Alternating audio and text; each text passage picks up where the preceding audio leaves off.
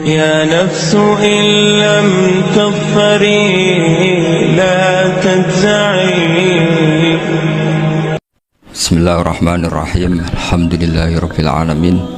Wassalatu wassalamu ala asyrafil mursalin sayyidina Maulana Muhammadin wa ala alihi washabbihi ajmain. Amma ba'du. Ingkang sangat kula hormati Kiai Haji Atabik Ali dan keluarga, Kiai Haji Jirjis dan keluarga, wonten pernah Mbah kula sedanten, wonten Mbah Nafis, wonten Mbah Ida sedanten kang hormati. Duka mbah niku celukan wau Gus Yofur tasarruf dipanggil adik.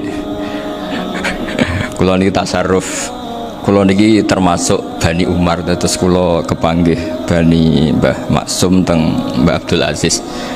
Terus Mbah Nuriyah niku Mbah Mas Furiyah, terus dugi Mbah Abdul Aziz. Kula niku mbah kandung kula Fatimah binti Idrus bin Umar.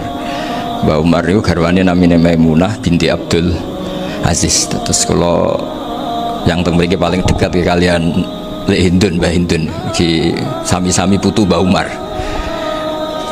Nggih, kalian rileks kula badhe nerusaken cerita Gus Yofur, cerita Mas Maftuh, dan saya tidak akan gojlok karena beliau sudah punya tawaduk, sekarang sudah membaik.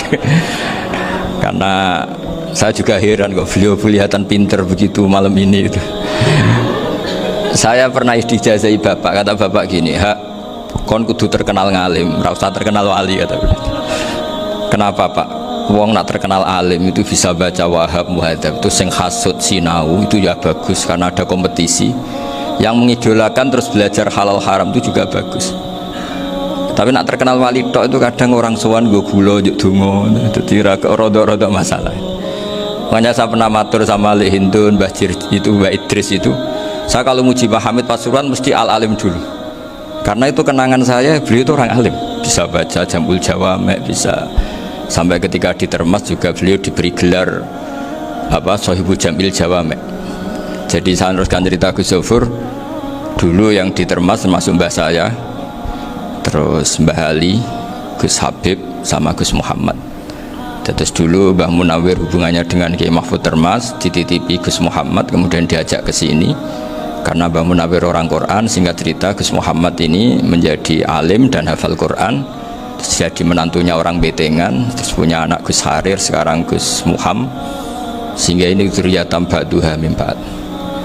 Saya sendiri istri dari Mbah Idrus, mbah saya itu orang Kudus, namanya Sofia binti Maksum bin Soleh bin Asnawi Sepuh. Jadi yang Mbah Soleh ini dulu gurunya Mbah Soleh Darat ketika ngaji di Kudus. Sehingga silsilah ini harus kita jaga supaya kita punya tradisi yang benar.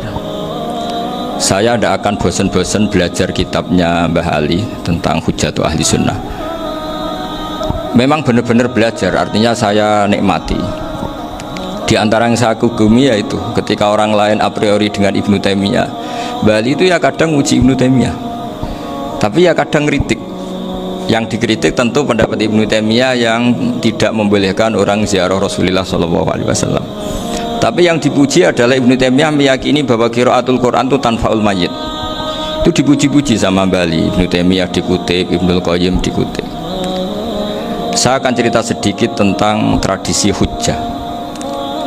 Dulu ulama itu kelihatannya sederhana, tapi kalau berargumentasi itu hebat. Tadi Gus Yofur menyebut kitab Mbah Hasyim itu mengharamkan kentong. Beliau masyhur itu punya kitab namanya Al-Jasus an Tahrimin Nakus. Intinya kentong itu haram. Secara dalil ini meyakinkan sekali, karena ketika Rasulullah rembukan sama sahabat, kita dengan apa memaklumatkan orang kalau waktu sholat masuk? Ada sahabat yang usul pakai kentong, dzakalin nasoro, itu Nasrani. Ya pakai buk itu semacam trompet besar, dzakalil Yahud. Kemudian ada yang usul kalau gitu api ya Rasulullah, dzakalil Majus. Sehingga dari hadis itu Mbah Hasyim berpikir kentong itu haram. Tapi Mbah Fakih Mas Kumambang itu mengkritik Mbah Hasyim dengan ngarang kitab Hazurru'us an Tahrimin Nakus. Jadi beliau komentari kitab itu sambil geleng-geleng kepala. Kitab kok keliru nganti ngono. Itu jadi cara pikirannya siapa Ki Fakih. Kentong di Indonesia itu kanggo wedhus dicolong gitu. pos kampling gitu. Kalau ada banjiran ya kentong, ada maling ya kentong. Jadi nggak ada persamaan sama sekali dengan kentong yang milik orang apa? Nasrani. Sehingga di pondok saya itu ada kentong tapi jelek sekali. Karena itu satu-satunya cara supaya beda dengan kentong yang di gereja. Kalau elek kan mirip kentong di pos kampling. Itu ya agak-agak ilmiah sedikit. Dulu ceritanya Gus Zofur itu saya teruskan. Itu singkat cerita, itu kalau yang di kejadian di Termas itu Mbah Dimyati sudah nyuruh semua kentong disembunyikan karena mau ada Mbah Hashim. Cerita itu mukarrar di Kiai Fakih sama di Kiai Dimyati Termas. Setelah kentong dikumpulkan semua, Mbah Hashim datang, seneng, ngiranya Syekh Dimyati ini sependapat dengan beliau, yaitu sama-sama nggak ada kentong. Tapi setelah itu ada santri yang matur, Mbah Dim pun beres kentong mun kula delikno sedanten. Itu di depan Mbah Hashim. Jadi GR-nya Mbah Hashim bahwa Mbah Dim itu sependapat akhirnya hilang. Ternyata ini akal-akalan toh gitu. Karena santrinya matur, Mbah Dim pun beres sedanten kentong beduk sudah disingkirkan. Itu di depan Mbah Hashim. Saking lugunya santri, nah saking ikhlasnya agak ngerti mahalus syahid ini adalah Mbah Hashim. Saya mau meneruskan cerita Gus Zofur. Dulu ini cerita dulu Mbah Mun ngaji di Lirboyo, tapi Kiai Makhrus ngaji sama Kiai Khalil Harun. Kiai Khalil Harun itu adik juga sekaligus muridnya Mbah Umar Harun. Mbah Umar Harun itu generasi kedua setelah Mbah Ghazali. Beliau menantunya Mbah Ghazali, tapi ya sudah ponaan. Sehingga tradisi ini penting karena saya berkali-kali bilang di mana-mana. Status orang tua dan mbah itu adalah terserah anak cucunya, bukan terserah mbahnya, tapi terserah anak cucunya. Saya tidak akan bosan mengingatkan ini. Saya pernah di makamnya Nabi Yakub, itu ya dikemuli bendera Israel. Di makamnya Nabi Dawud, Nabi Ibrahim juga dekat sinagog. Sehingga Quran membela Nabi Ibrahim disebut maka anak Ibrahimu Yahudi wala Nasrani. Karena ketika beliau berposisi di Israel, kemudian penguasanya adalah Yahudi, bisa saja makam ini ditulisi dan distatuskan ala Yahudi. Ya seperti Nabi Yakub. Nabi Yakub itu nabi yang kita yakin, tentu berkeyakinan beliau orang baik, orang muslim, orang mukmin, tapi karena di desain mereka ya dikemuli bendera Israel dan disebut Abul Yahud. Karena kita tahu nama lain dari anaknya Nabi Yakub adalah Yahuda bin Yakub bin Ishak bin Ibrahim. Sehingga perasaannya orang Yahudi menjadi Yahudi itu yang ngikuti mbah-mbahnya. Nah khawatir saya ketika buyut-buyut kita kaya. Buyut saya itu orang kaya dulu, namanya Badur Rahman. Itu kaya sekali, tanahnya banyak. Dulu cerita Mbah Hashim ya kaya sekali. Mbah Maksum juga kaya, Mbah Abdul Aziz juga kaya. Karena dulu itu inginnya kiai itu yo ketok sugih lah, gak ngel-ngelo santri. Tapi nanti kalau cucu-cucunya sudah tidak alim, itu tidak dianggap punya tanah itu karena untuk fasilitas santri. Aku tak kedonyan, mbah-mbahku ya kedonyan. Buktinya tanah yombo. Karena dia akan menafsiri sesuai cara berpikir. Makanya sanad keilmuan yang diceritakan Gus Zofur itu harus diulang-ulang. Kalau nggak diulang-ulang, maka kita akan berpikir sendiri untuk menafsirkan masyayikhon al-kiram atau ajdadan al-kiram. Nah, ini yang bahaya, yang sering Quran mengingatkan. Jadi ada status yang disematkan oleh anak cucu kayak orang Yahuda tadi, Yahuda bin Yakub bin Ishak bin Ibrahim, itu menstatuskan mbah-mbahnya yang bernama Ibrahim itu Yahudi. Saya akan cerita sedikit tentang tradisi hujjah. Dulu lama itu kelihatannya sederhana, tapi kalau berargumentasi itu hebat. Tadi Gus Zofur menyebut kitab Mbah Hashim itu mengharamkan kentong. Beliau masyhur itu punya kitab namanya Al-Jasus an Tahrimin Nakus. Intinya kentong itu haram. Secara dalil ini meyakinkan sekali, karena ketika Rasulullah rembukan sama sahabat, kita dengan apa memaklumatkan orang kalau waktu sholat masuk? Ada sahabat yang usul pakai kentong, dzakalin nasoro, itu Nasrani.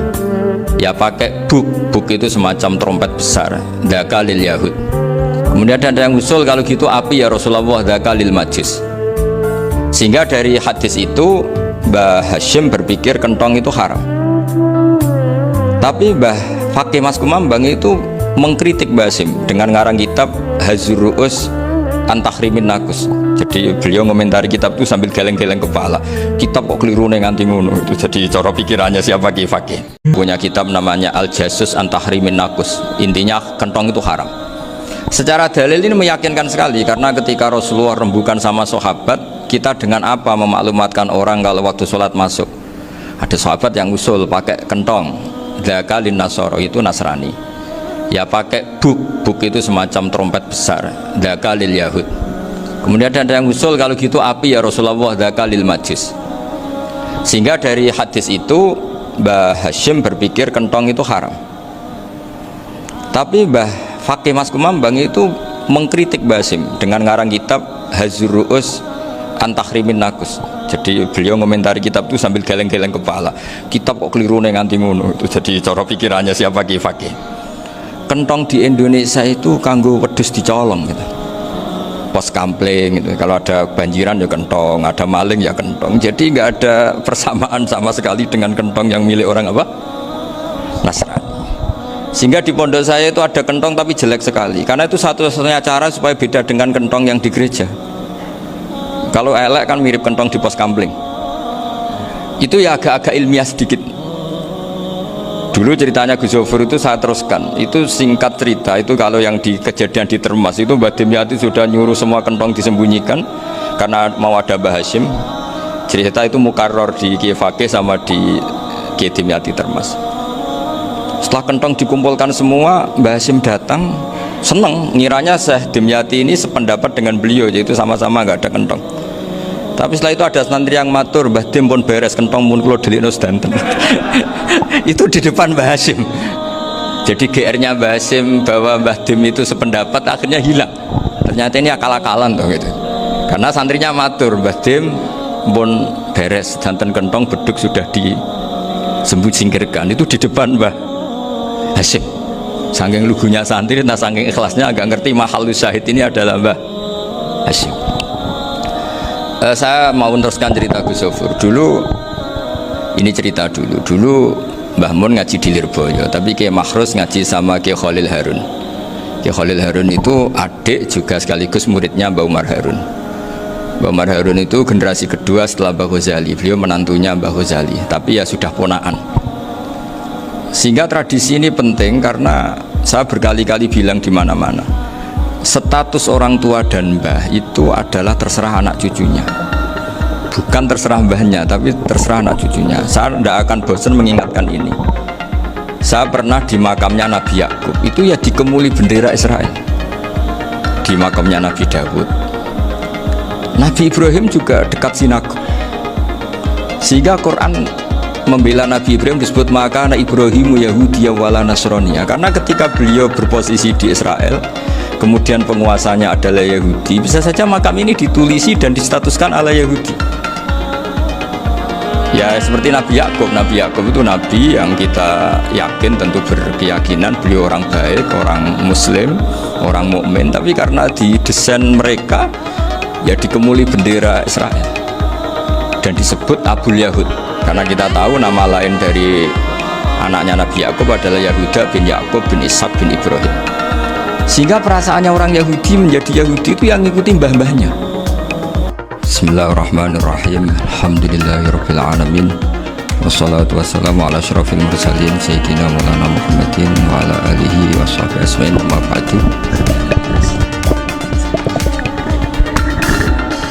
Yang sangat kula hormati Kiai Haji Atabik Ali dan keluarga, Kiai Haji Circis dan keluarga, wonten pernah Mbah kula sedanten, wonten Mbah Nafis, wonten Mbah Ida sedanten kang hormati.